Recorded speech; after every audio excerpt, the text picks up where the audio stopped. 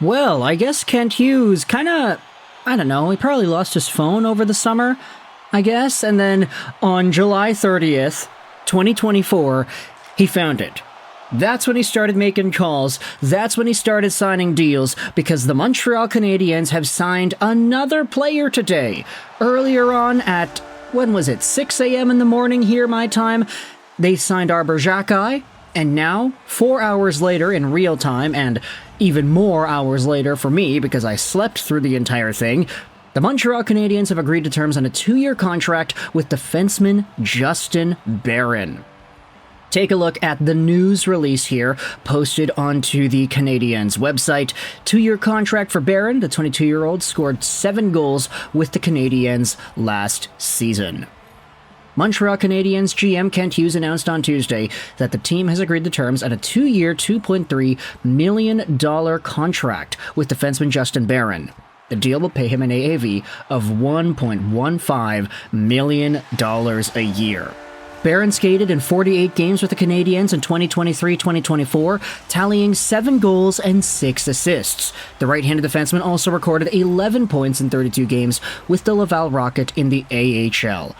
Since making his pro debut in 2020-2021, Barron has recorded 12 goals and 18 assists in 94 NHL games with Montreal and the Colorado Avalanche. The Halifax, Nova Scotia native also produced 51 points in 107 AHL games with the Rocket and Colorado Eagles. Barron, 22, was selected by the Avalanche in the first round of the 2020 NHL Draft. And so, this is, honestly, a pretty reasonable deal. $1.15 million for Barron is definitely not like an overpay or anything, but I will say, with the signing of Barron comes a few interesting discussions that have been brought up about the Montreal Canadiens and what it is they actually have on defense. If you head over to Daily Faceoff, they've got a bunch of names here. Matheson, Gooley, Savard, Hudson, Harris, Xhekaj. Justin Barron isn't even listed as one of the top 6 defensemen on this team. Lane Hudson is probably a given. He's probably going to make the squad, so I think he needs to be penciled in lieu of anybody else. But if you scroll down and you talk about some of the other guys, I mean, yeah, they don't have any injuries to really derail any of these defensemen. Jordan Harris in there, Arber Xhekaj in there, Justin Barron apparently not in there according to dailyfaceoff.com. It really puts into perspective just the logjam of guys that are on the team. And for Justin Barron to get this particular deal, it's really not expensive. $1.15 million is extremely variable, but it also means it's tradable. If the Canadiens were to see more of an NHL future with any of the other guys they have under the age of 25 too. There are a lot of younger D-men on this team, and even more in the Laval Rocket that could make themselves impacts with the club. If we go over to puckpedia.com, this is like the main Puckpedia page that I have open. It's Yaroslavsky's. If we go over to Montreal and we scroll down here, how do you find the roster? Okay, here it is. Defensemen. Yep, 7 defensemen. Jayden Struble is also an option. We didn't even talk about him this entire time, yeah. Then scroll down over to Laval. Okay, where are the D-men here? Reinbacher, does he get a chance? Logan Mailloux, does he get a chance? A lot of guys on the Canadiens defense core system. So realistically, Justin Barron is one of many, but the contract that he just got signed to is extremely movable.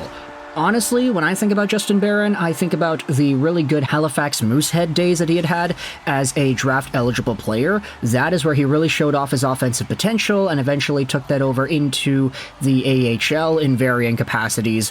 His quick cup of coffee with the Colorado Eagles in 2021 was good. 4.7 games played in the regular season, 3 points, 2 games played in the postseason. But as the years went on, he didn't really produce as much in the AHL. I mean, the next season he was half a point a game with the Colorado Eagles, but then he was traded over to Montreal for Artturi Lehkonen, and then the Avalanche won the Cup, and so it was really great. Good on Leckie for getting his foot in the door there to becoming a true top 6 forward. But Barron eventually became a Canadian. He played in 3 separate seasons for the Habs. Last year, he had 13 points in 48 games played with Montreal and 11 points in 32 games in the AHL. Kind of interesting how the point production hasn't really, significantly grown, especially when you differentiate the NHL and AHL minutes. Barron still has potential, but at this point, he's got to really start showing off that he's got more in the tank if he doesn't want to get overtaken by some of the other defensemen that exist in the crop that are younger and potentially better. Logan Mailloux is also right-handed, and he just had a really good season with the Laval Rocket. David Reinbacher, of course, has all the potential in the world. So there certainly is a little bit of competition on right-side defense for Montreal. But if you go over to what Habs fans are saying about this entire deal, this was posted onto the Our Canadian subreddit. Take a look at some of the top comments over here. 1.15 million, very variable and extremely tradable. We're not burying a 22-year-old 6'2 right-handed defenseman, former first-round pick, who has to clear waivers. He's either on the team, at worst, as a 2023 Cayden Primo type situation, or he's traded. Who's downvoting this? If they try to send Barron to Laval, he's 100% getting claimed. Kent Hughes is not losing an asset for nothing, so this contract is not variable in any real sense. Okay, maybe I stand corrected there by saying it was variable earlier on as well.